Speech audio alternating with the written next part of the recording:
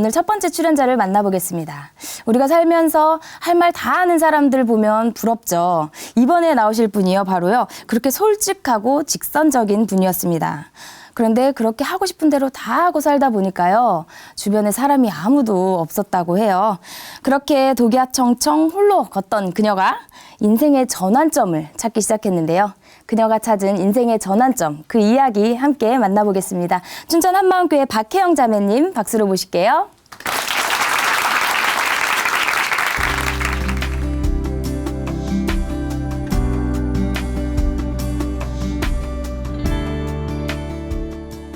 안녕하세요. 춘천 한마음교회 박혜영입니다.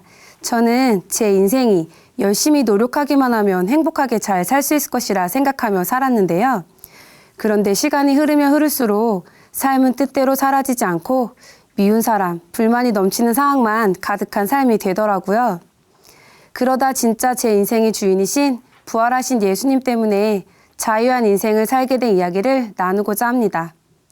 저는 제 나름대로의 기준으로 세상을 살아갔어요. 인생이란 것이 열심히 계획하고 노력하면 행복하고 만족하는 삶을 살 수 있을 것이라 생각했어요. 저는 친구들 사이에서 특이하고 솔직한 사람으로 통했는데요. 속에 있는 이야기를 돌려 말할 줄 모르고 또 제 생각에 뭔가 아니다 싶은 것이 보이면 그대로 직격탄을 날렸어요. 그러다 보니 사람들 만나는 것도 피곤하고 싫어졌어요. 나중에는 제 주변엔 사람은 없고 개만 남았더라고요. 퇴근 후에나 주말이면 전 TV를 보면서 강아지를 옆에 앉혀놓고 소주와 맥주를 섞어서 마셨어요. 저는 영화관에서 데스컴을 보는 일을 하고 있는데요. 직장 생활은 상하 관계라는 것이 있기에 뭔가 불만이 생기거나 이해가 되지 않는 상황이 되어도 속으로 참거나 무시하는 수밖에 없었어요. 그것도 한두 번이지 결국은 참지 못해 속에 쌓인 폭탄을 터뜨리기도 했습니다. 한 번은 함께 일하는 선생님이 제 앞에서 알짱알짱거리며 볼펜을 툭툭 던지거나 제가 질문을 하면 시큰둥하게 대답을 하는 거예요. 전 속으로 너무 예의가 없는 행동이 아닌가 싶은 마음에 대놓고 지금 뭐 하는 거냐고 소리를 질러 버렸어요. 나중에 그 선생님과 다시 한번 조용히 이 상황을 풀어가게 되었는데 전 겉으로는 이해하는 척 했지만 속으로는 넌 안 돼. 내가 너랑 다시 상대하면 사람이 아니다. 하면서 겉으로는 쿨한 척 했지만 속으로는 무시를 하곤 했어요. 학원 강사 시절에는 학생들에게도 제 생각과 기준에 맞지 않는 행동을 보이면 가차없이 대했는데요. 경고를 주었는데도 또다시 제 말을 듣지 않으면 수업 중이라 할지라도 가방을 밖으로 던져버리고 집으로 돌려보냈어요. 학부모님께서 불만 전화를 하셨고 전 말로는 죄송하다고 했지만 제 생각이 옳고 합리적인 행동이라는 것은 여전히 제 안에 남아 있었습니다.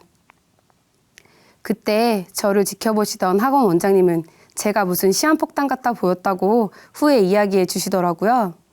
조금만 아차 싶으면 금방이라도 학원을 그만둘 기세였다는 거예요.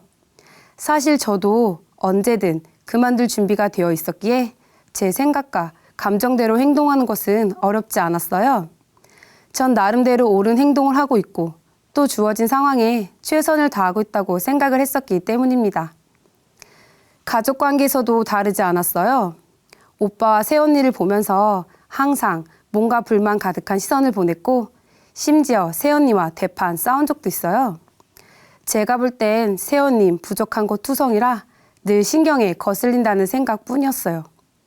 이러다 보니 가족이라 하더라도 어느 한 사람 제 마음에 드는 사람도 없고 불평 불만만 늘어가니 마음은 점점 지쳐만 갔습니다. 그러다 직장에서 멋진 선생님을 알게 된 거예요. 그 선생님은 제 인생에 딱 롤모델 같아 보였어요. 끊임없이 자기를 관리하고 투잡을 뛰며 일을 하는 그분의 활력 넘치는 생활이 좋아 보여 항상 부러워하며 저도 그 선생님을 따라 더 열심히 제 인생을 계획하기 시작했습니다. 앞으로 할 일들에 대해 밤이 새도록 고민을 하다 보니 하루하루 계획이 시간대로 분 단위로 세우게 되더라고요. 그런데 어떻게 사람이 분 단위로 살 수가 있겠어요? 항상 계획은 완벽했지만 거의 지킬 수가 없었어요. 그래서 제가 사는 방식을 벗어나 나도 그 선생님처럼 투잡을 해봐야겠다는 생각으로 직장 외의 시간에 영어 과외를 하게 되었어요. 과외는 주말에 오전, 오후로 시간을 잡았는데 처음엔 한두 명 하던 과외가 입소문을 타고 숫자가 늘어나더라고요. 학생들도 늘어나고 시간에 쫓기듯 바쁜 삶을 살게 되니까 제 삶이 뭔가 발전하는 기분이 들었어요. 수입이 늘어나고 겉으로 보기에도 바쁘고 잘 나가는 사람 같아 보여 만족스럽더라고요. 그런데 이런 시간이 1년, 2년, 3년을 넘어서기 시작하니까 돈을 더 벌어 행복해지는 게 아니라 내가 세운 계획과 욕심에 내가 깔려줄 것 같았어요. 돈을 좀 더 버나 안 버나 삶이 크게 달라지는 것 없이 제 체력만 바닥이 났어요. 돈이 모아지는 것도 아니고 그렇다고 크게 행복해지는 것도 아니고 이런 생활이 계속되다 보니 많은 스케줄을 소화하기에는 체력적으로 한계에 이르렀어요. 달팽이관 이상으로 며칠 동안 어지러워 잠도 못 자고 구토로 이어지기도 했고요. 또 손목 터널 증후군까지 와서 오른손이 저려오는 것은 물론 오른쪽 무릎 신경까지 영향을 미쳐 걷는 것도 많이 힘들었어요. 이렇게 육신의 병은 곧 마음의 병으로 연결되어 삶의 모든 면에서 한계에 부딪히게 되었습니다. 그러면서 술에 집착하기 시작했어요. 술이라면 대학 때부터 자신 있었거든요. 평상시에도 소주 한 병과 맥주 2캔을 섞어서 음료수처럼 마실 정도였으니까요. 그리고 술은 빈속의 맛이와 제맛이라고 외치면서 저는 막걸리 3-4병, 소주 한두 병을 식사 대신 먹기도 했어요. 하지만 최고 중에 최고는 낮에 술 마시는 일명 낮술이었어요. 그래서 공휴일은 낮부터 취했었던 것 같아요. 저는 또한 술에 대한 것도 저만의 기준이 있었는데요. 바로 술은 취하라고 먹는 거다라는 생각이었어요. 그래서 전 늘 취할 때까지 마셨어요. 이렇게 빈속에 낮부터 취할 때까지 마시는 게 습관이 되었던 저에게 웃지 못할 일도 생겼는데요. 집에서 술을 마시다가 한순간에 취해버려 전 급기야 저희 집 강아지 밥그릇, 일명 개밥그릇에 오바이트를 해버린 거예요. 저희 어머니께서 이 장면을 목격하셨는데요. 강아지 표정이 가관도 아니었다고 하더라고요. 술 마신 그 다음날에는 패배감이 밀려오면서도 딱히 스트레스를 풀 길이 없으니 날마다 이 생활의 반복이었어요. 그러던 어느 날은 정말 제 인생에 답이 안 나온다는 생각이 들더라고요. 대학을 졸업한 게 엊그제 같은데 어느덧 뒤를 돌아보니 10년이란 시간은 훌쩍 지나가 있고 남은 건 바닥난 체력뿐이었어요. 이 세상은 정말 내 의지와 노력으로 열심을 낸다고 잘 살 수 있는 곳이 아닌가? 하고 싶은 것은 많고 멋지게 살아보고 싶은데 인생이 내 뜻대로 되지 않으니 이제는 제 자신 스스로가 한심하고 미워지더라고요. 그토록 믿어왔던 제 자신이 이렇게 무너지니까 정말 견디기 힘들었어요. 뜬금없이 교회를 나가고 싶다는 생각이 들더라고요. 예전에 교회를 다닌 적이 있었거든요. 마침 직장 상사의 권유로 한마음교회로 발걸음을 하게 되었습니다. 교회를 처음 갔는데 유명한 목사님이 오셔서 설교를 하셨어요. 그 목사님께서 말씀하시길 창세기부터 계시록까지 1년을 강의해도 열매가 열려 사람이 변하는 것을 보기가 힘든 것이 현실인데 한마음교회에서는 부활 하나로 성경 전체를 믿을 수 있고 이 교회에 청년들이 몰리고 복음으로 변화된 삶을 산다는 것이 놀랍다며 눈물을 흘리시는데 제가 더 충격을 받았어요. 그리고 그 다음 주일엔 목사님이 외부로 출타 중이시라고 영상을 틀어주시더라고요. 그런데 예배당을 가득 메운 그 많은 사람들이 자리에서 꼼짝도 하지 않고 설교 말씀에 몰두하는 것이 신기해 보였어요.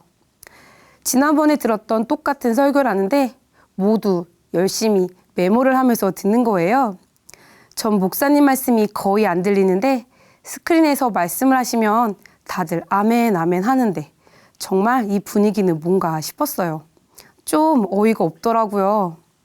그런데 그 전에 일꾼이 저에게 한 이야기가 있어서 교회 나오는 것을 그만둘 수가 없었어요. 인생이 변화되길 원하냐고, 지금 삶에 만족하냐고 저에게 물어보셨었거든요. 마침 인생의 큰 터닝포인트를 찾고 있던 터라 딱 2달만 다녀보자고 마음속으로 결심했어요. 마침 그때가 고난주간이었어요. 그래서 오랜만에 교회에 다시 나오게 되었으니까 하나님을 위해서 이 고난주간만이라도 술을 마시지 말아야겠다고 생각했어요. 그런데 술이 그냥 끊어지는 거예요. 저는 주량 없이 술을 습관처럼 마셨거든요. 술 생각이 자동으로 안 나는 것을 보면서 정말 놀랐어요. 그 후로는 더 열심을 내요. 누가 시키지 않았는데도 퇴근 후 바로 성경책을 펴서 보기 시작했어요.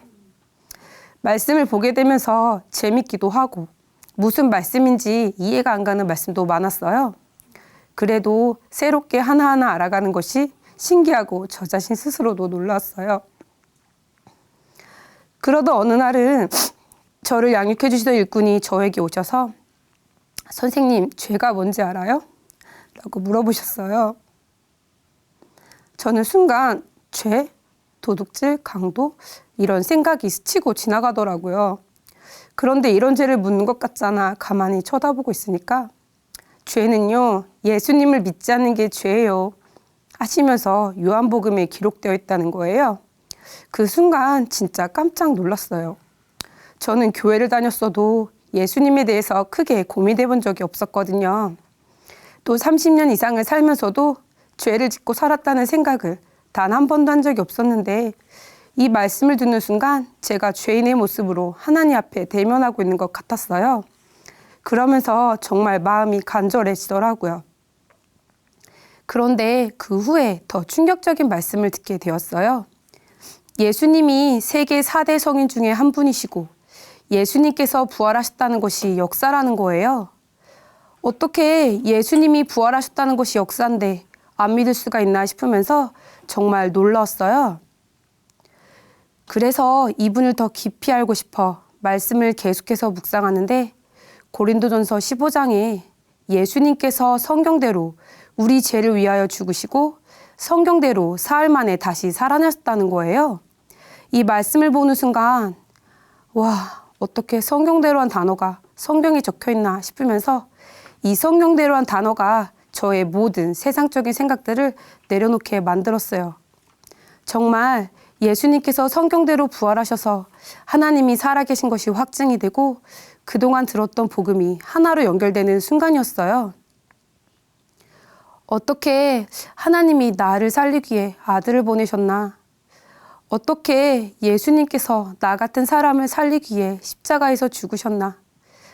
어떻게 전능자가 이 땅에 사람으로 오셔서 영원한 세계가 있고 나의 주인이라는 것을 알려줄 수가 있나? 놀라지 않을 수가 없었어요. 감격이 되었어요.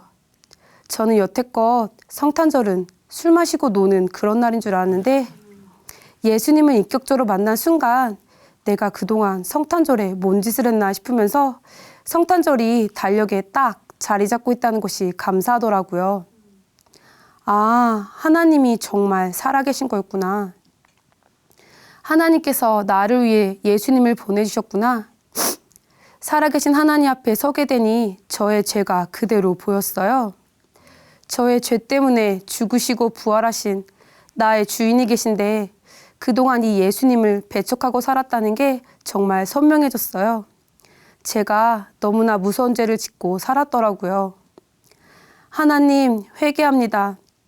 저를 위해 죽으시고 부활하셔서 저의 주인 대신 예수님을 믿지 않았습니다. 내 인생 내 것인 줄 알고 내 마음대로 살았습니다. 용서해 주세요. 다시는 제가 주인 되어 살지 않겠습니다. 이제는 부활하신 예수님을 제 마음의 주인으로 모시고 오직 주님만을 위해 살겠습니다. 기도하고 예수님을 제 마음의 주인으로 모셔드렸어요. 회개를 하고 난 후 제 마음에 빛이 들어왔어요.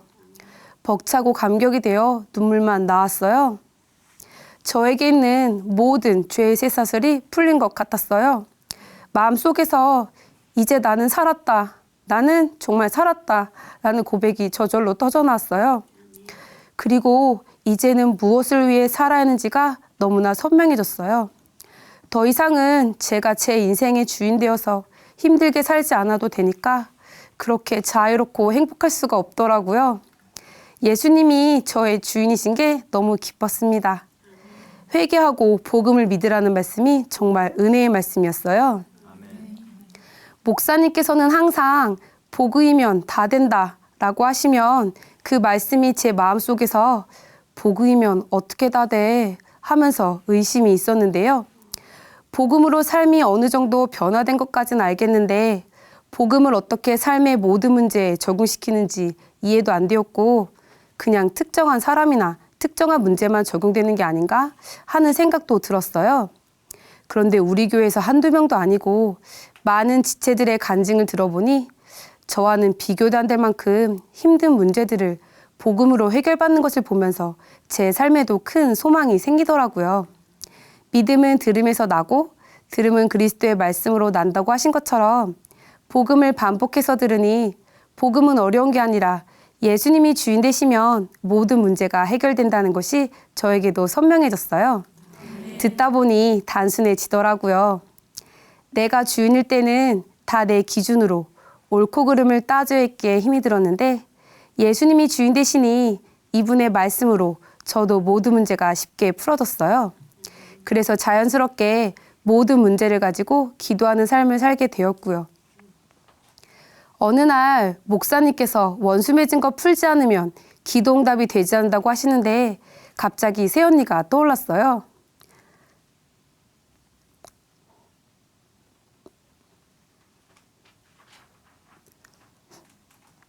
저는 예수님을 믿고 난 후에 언니를 미워했던 마음을 해결받은 줄 알았거든요. 그런데 마음 한편으로는 언니가 우리 엄마에게 잘하면, 우리 오빠에게 잘하면 그 후에 내가 사과를 해야겠다는 생각이 마음 한구석에 자리 잡고 있다는 것을 알게 되었어요. 그러면서 이렇게 예수님을 만나기까지 언니가 저를 위해서 오랫동안 기도해 주었던 것이 생각이 났어요.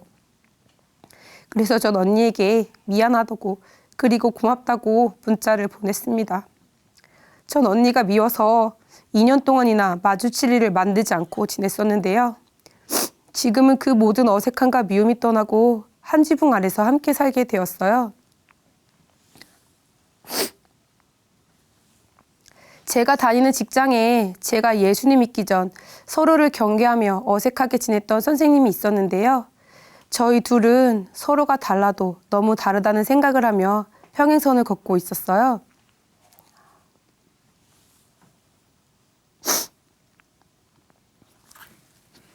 그런데 제가 예수를 믿고 난 후에 내가 왜 이 선생님을 이해 못했는지가 알아졌어요. 바로 나의 기준대로 이 선생님을 판단했기 때문이었어요.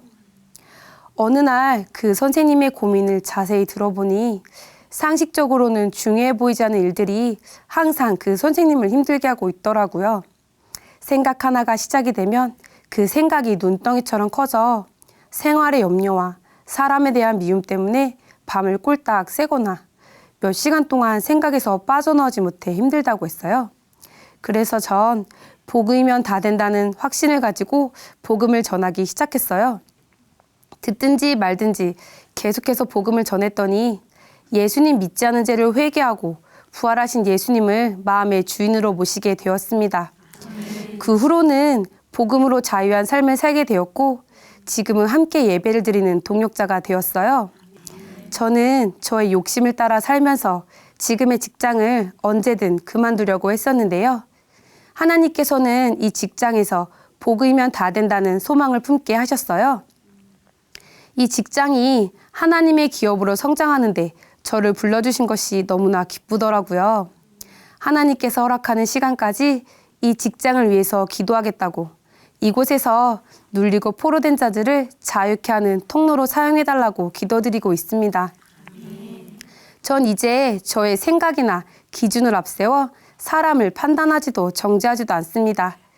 그리고 가족들뿐만 아니라 많은 사람들을 예수님의 사랑으로 사랑하는 사람이 되었고요. 또 아등바등하며 제 것도 아닌 제 인생을 꾸미고 만들어 살아보려고 애쓰지도 않아요. 예전에는 제 고집으로 뭔가를 주장하고 앞세웠지만 이제는 복음을 앞세워 저의 주인을 자랑하는 자가 되었습니다. 인생의 참 주인을 알게 되고 이분과 동행하니 하루하루가 흥분되고 기쁨의 연속이에요. 저는 이 땅에서 살아야 하는 이유를 분명히 알게 되었어요. 예수님을 몰라 방황하는 많은 영혼들에게 부활하신 예수님을 전하는 일에 전심전력하여 달려가고 싶습니다. 이분이 이 땅에 오셔서 우리에게 진리 가운데 살 수 있는 길을 열어놓아 주신 것처럼 저도 이 부활하신 예수님을 전하는 일에 제 남은 인생을 드림이 마땅합니다. 보잘것없는 저의 인생을 복음을 전하는 삶으로 변화시켜 주신 예수님 사랑합니다. 감사합니다.